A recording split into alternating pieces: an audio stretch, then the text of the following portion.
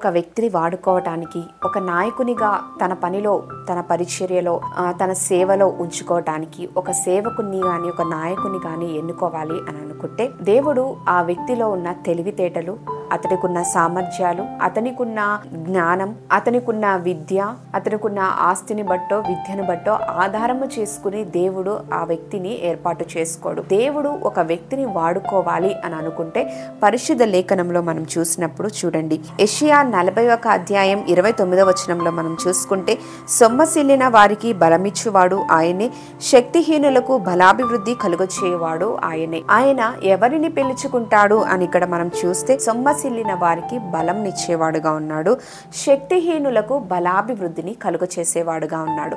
ఆయన తన పనిలో ఎవరినన్నా వాడుకోవాలంటే, తన రక్షణలోనికి ఎవరినన్నా పిలుచుకోవాలి అని అంటే వారికి ఏవో కొన్ని అర్హతలు చూసి ఆయన వారిని ఏర్పాటు చేసుకోడు.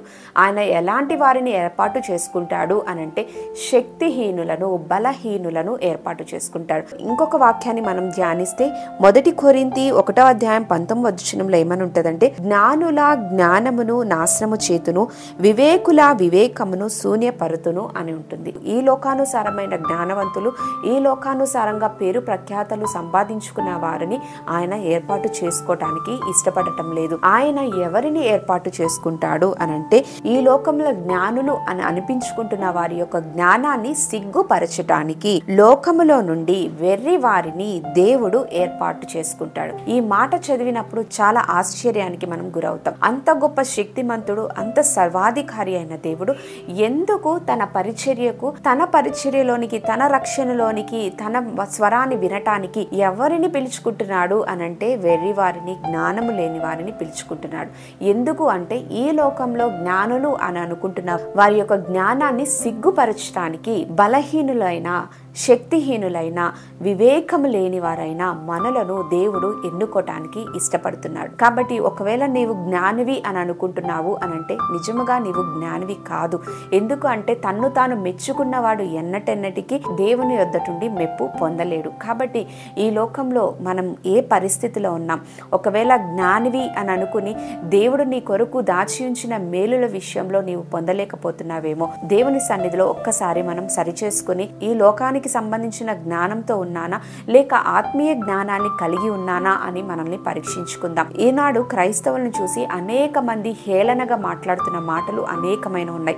అందులో ఒక మాట ఏంటంటే గొర్రె బిడ్డలు లేకపోతే గొర్రెలు అని అంటున్నారు. చూడండి, ఆ మాటను మనం ఒకసారి పరీక్షగా ఆలోచించుకుంటే, దేవుడు తన ప్రజలను సూచించటానికి గొర్రెలతోటే పోల్చాడు. గొర్రె పిల్లల్ని చిహ్నాలుగా ఎంచుకున్నాడు. ఎందుకు అనంటే అవి తమంతట తాము ముందుకు పోలేవు. అంత మాత్రమే కాదు, వాటిని అవి రక్షించుకోలేవు.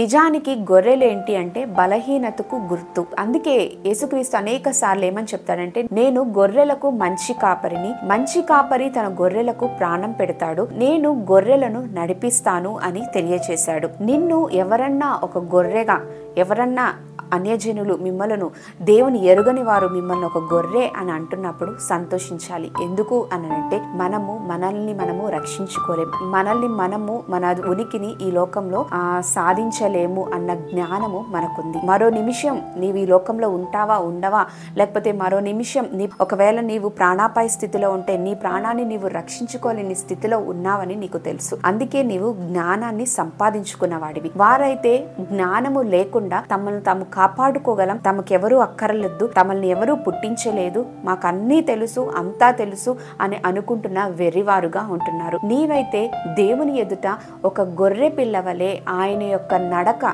ఆయన ఎటు నడిపిస్తాడు, ఆయన ఎలా రక్షిస్తాడు, ఆయన నన్ను ఎలా పోషిస్తాడు అని ఆయన మీద నువ్వు ఆధారపడి నడుస్తున్నావు కనుక దేవుని యొక్క జ్ఞానమును కలిగిన వాడవుగా నీ విన్నావు. చంటి పిల్లల యొక్క స్తుతుల మూలంగా ఒక దుర్గమును స్థాపిస్తాను అని ఉంటుంది.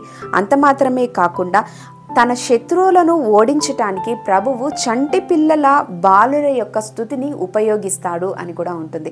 ఈ మాటలకు అర్థం ఏంటి? చంటి పిల్లలు, బాలురు అంటే ఎవరు? వారిలో శక్తి ఉంటుందా? వారిలో సామర్థ్యాలు ఉంటాయా?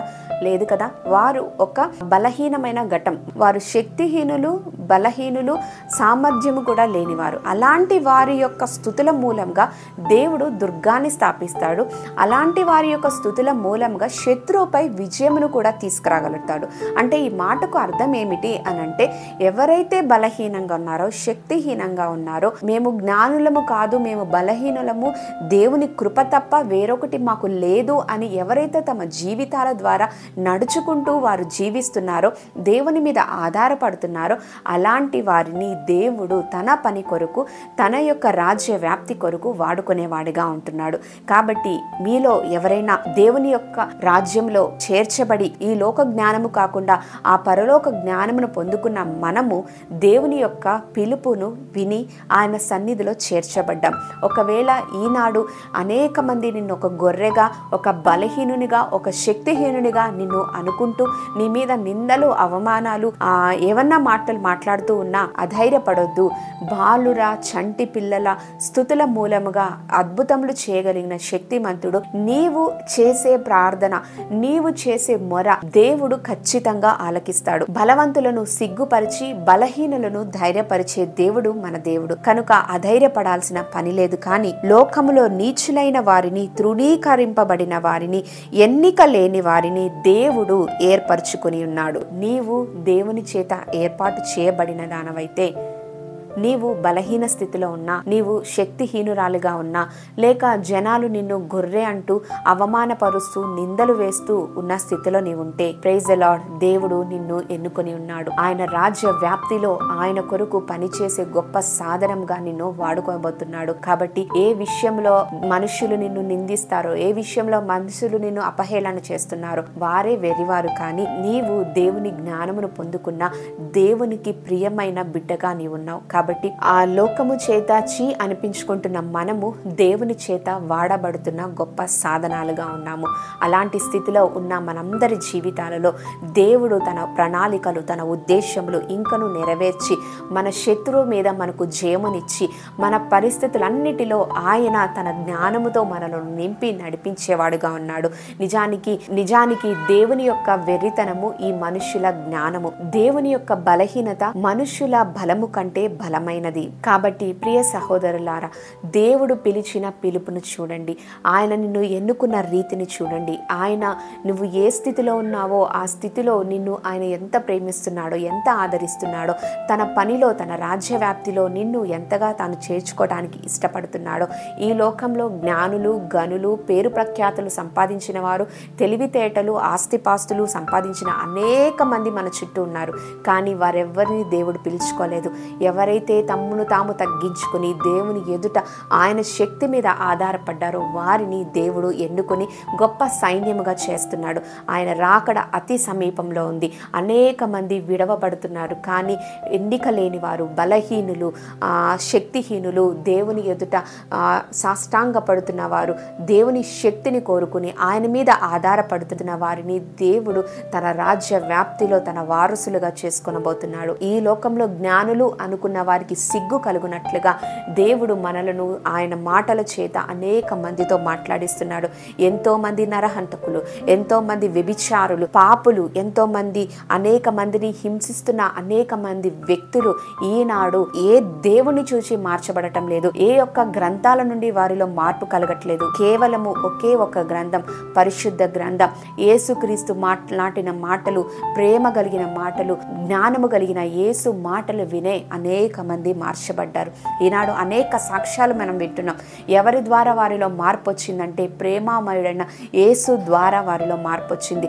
వారిలో దుష్టత్వం, వారిలో క్రూరత్వం, వారిలో పగ, ద్వేషాలు అన్నీ ఎలాగ మార్చబడుతున్నాయంటే ఈ పరిశుద్ధ లేఖనం వారిలో చదవటం ద్వారా, పరిశుద్ధాత్మ చేత రాయించిన మాటలు వారి జీవితంలో పనిచేస్తున్నాయి.